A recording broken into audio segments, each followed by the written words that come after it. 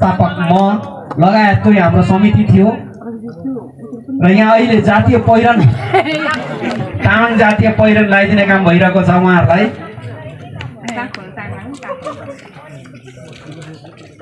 अब त आफै बोलाउँछ नि बिउला हुँदा लाउन पाइँदैन होला बोलाउँदैन होला बोलाउँछ बोलाउँदैन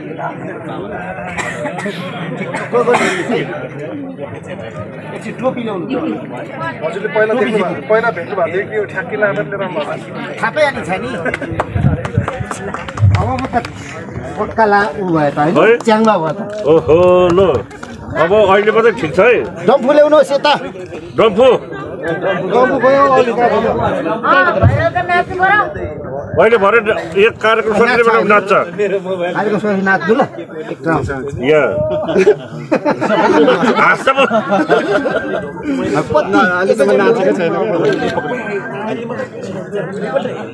अहिलेसम्म नाचेको छैन ल आफ्नो संस्कृति सहित बाँच्नु घर छँदैछ अब बाबामा छ है यो चलाउनु आउँछ यसो यसो पार्नु पर्दाखेरि चरा उड्दै यसो अगाडि बजाउने यसो गर्ने यहाँ बजाउने आफ्नो सांस्कृतिक पहिचान सहित बाँच्नको लागि शुभकामना दिनुहुँदै मान्य सुरत किरातीज्यू यो डम्फु चरा सहितको डम्फु माथि थिएन ल पानीले सबैले यसो ल यहाँतिर हो ल ल अझै बजाउनु त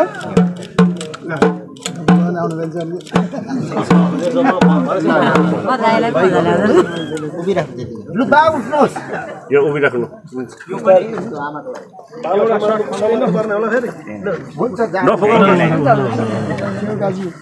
हात लाउनुहोस् त उता मोराहरूको कार्यक्रमै कार्यक्रम छ अरे आन भन्ने हुन्थ्यो आज आइयो लु बालाई पनि ठिक आउँछ भनेको सुनेको आउँदैन कृष्ण कुमार पनि आएको छ अरे बेलायतबाट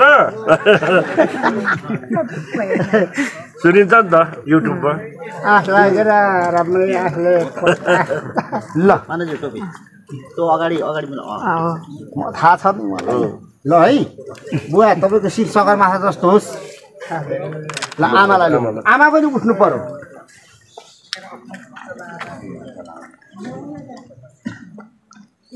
त्यो बोरको पनि निकालिदिउँ एकछिन बुवाले बिहेमा दिनुभएको ल पोहोर त दिनुभएको हो कि ल लु फोटो खिच्दिउँ अलिक यतै ल अलिक क्लोज आमा हेलो हेलो नमस्कार नमस्कार नमस्कार माननीयजी नमस्कार तपाईँ ढिलो गर्ने आउँछ त यहाँ म एकदम छिटो अलिक पछाडि जानुहोस् त पछाडिबाट खिच्नु पर्यो अलिक यस्तो अझै चाहिँ आउनु पर्यो भाइ उता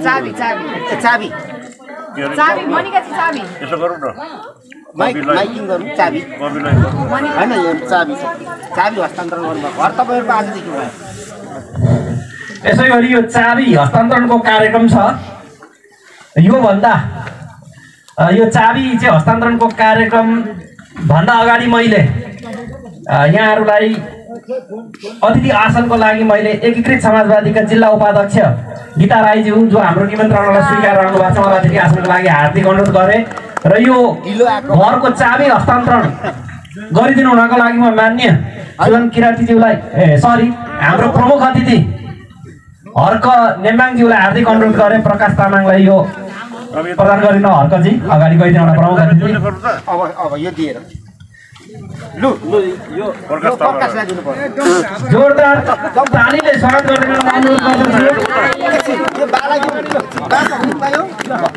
यो चाबी राम्रो उता फोटो खिचाउनुहोस् चाबी ल चलाउनु है यो चाबीको नमुना हो नमुना राख्नै डोरी लाएर अबदेखि चाहिँ तपाईँले चाबी घर पाउनु भयो आजदेखि तपाईँको घर भयो है ल छैन ठुलो ताला धन्यवाद। प्रत्येक कोठामा यहाँ डोरी लाएर झुन्डाउनु धन्यवाद प्रमुखज्यू। यसै गरी यो जग्गा उपलब्ध गराउनुभएका आदरणीय नेपाल कम्युनिस्ट पार्टी माओवादीका केन्द्रीय सदस्य तथा गेसो सभापति कृष्ण कुमार राईज्यूलाई यो धनी पूर्जा हस्तान्तरण गरिदिन म हार्दिक अनुरोध गर्दछु। स्वागत गरौँ। क्षेत्रफल 9 रोपनी 7 आना 2 पैसा 2 दाम। 9 रोपनी भएन।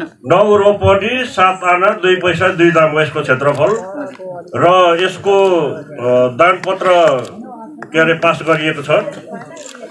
यो चाहिँ मेरो स्वर्गीय पितामाताको नाममा र यो राजस्व तिर्नुपर्ने चाहिँ प्रकाश तामाङले रहेछ, तर मैले उहाँलाई मेरो भाइलाई मैले तिराइनँ, मैले तिरेँ।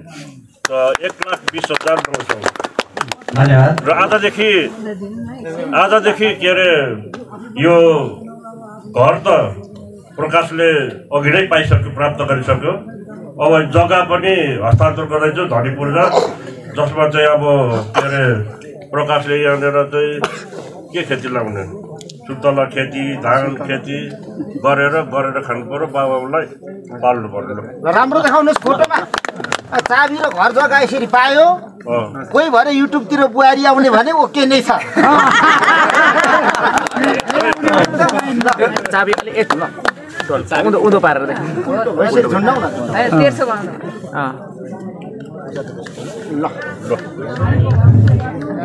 तपाईँले पौडिनु होइन यो भइसक्यो।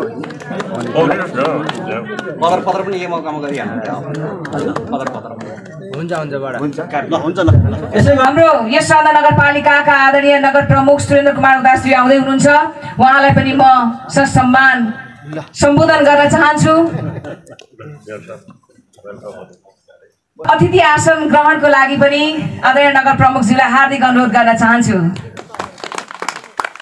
र पक्कै पनि यो हेर्ने कथामा जुन प्रकाश तामाङको हराएका वर्षहरू, त्यो 35 वर्षको हराएका वर्षहरू जुन कथा हामीले हेर्ने कथाको माध्यमबाट हामीले सबैतिर हेऱ्यौँ, त्योभन्दा अगाडि नै छायाङ्कन भएको भए तापनि त्यो नआइकन त्यो विषयवस्तु टेलिभिजनमा यसरी सामाजिक सञ्जालमा नआइकन सम्भवतः हामीलाई थोरै मात्रामा थोरैलाई थाहा थियो होला, सम्पूर्णलाई थाहा थिएन। तर जब मिडियामा त्यो खबर आइसकेपछि शरणानन्द नगरपालिकाको हकबाट हामीले उहाँको परिवारलाई भेट्ने र सम्बन्धित परिवारमा आएर यथार्थ कुराहरू बुझ्ने कुराहरू हामीले पालिकाको तर्फबाट पक्कै पनि गर्यौँ।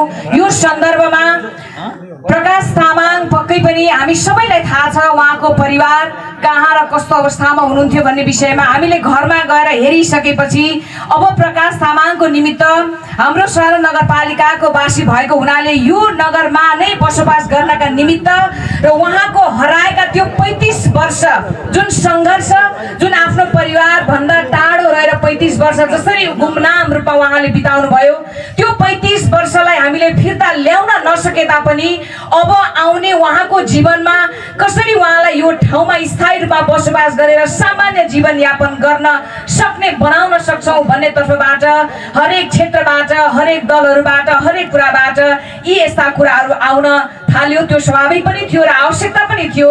यो सन्दर्भमा हाम्रो नेकपा माओवादी केन्द्र पार्टीका पूर्व नागरिक उड्डयन तथा संस्कृति मन्त्री एवं केन्द्रीय सांसद माननीय सुदन किरातीको विशेष संयोजकत्व र पहलमा नेकपा माओवादी केन्द्र पार्टीले यो प्रकाश तामाङको लागि एउटा घर निर्माण गरिदिने र निःशुल्क जग्गा प्रदान गर्ने यो विषयमा पहल कदमी उहाँको संयोजकत्वमा भयो। त्यो सबै हामीलाई थाहा छँदैछ।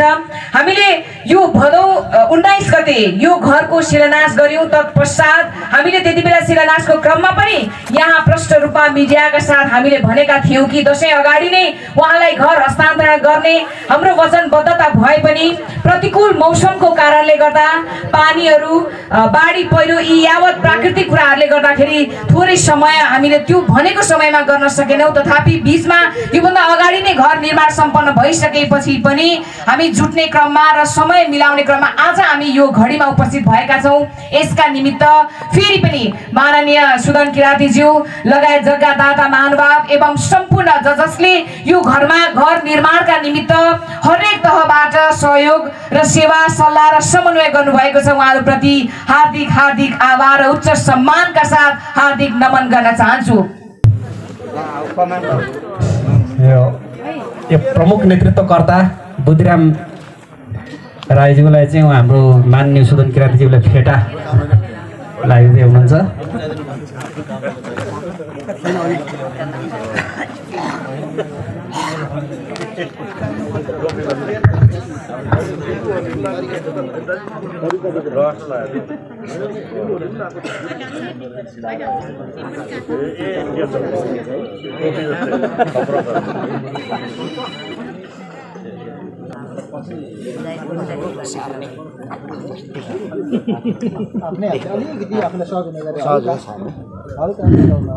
यो फेटा फुस्किने हो यहाँ चिप्लो खालको रहेछ।